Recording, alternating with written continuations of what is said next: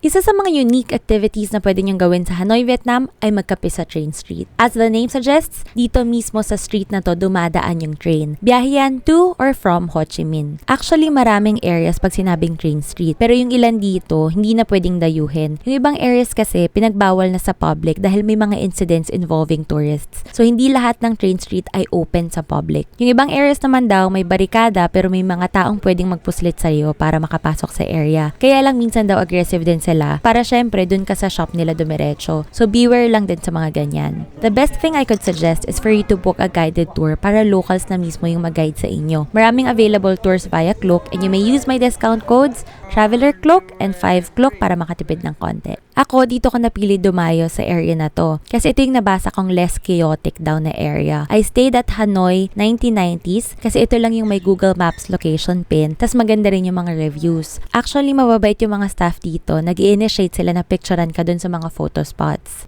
Sa Google Maps review ng shop na to ko lang din nakuha yung train schedule. Pero take note lang na paiba-iba raw yan. Hindi rin daw saktong dumadating yung train on schedule.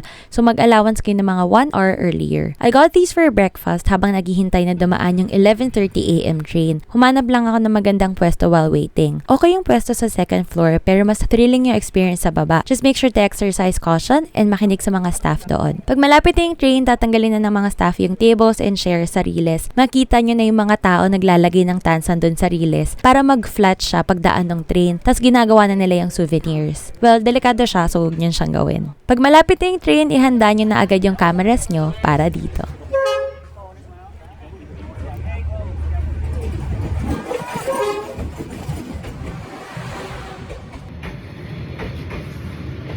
So if you need more suggestions on what to do in Vietnam, meron na rin tayong video about dyan before. Panoorin niyo lang to. And para hindi na kayo mahirapan maghanap, I'll share the link of the exact location of this coffee shop. So check niyo lang yung link sa bio ko, marami na rin dyang travel tips. There you go, enjoy Vietnam!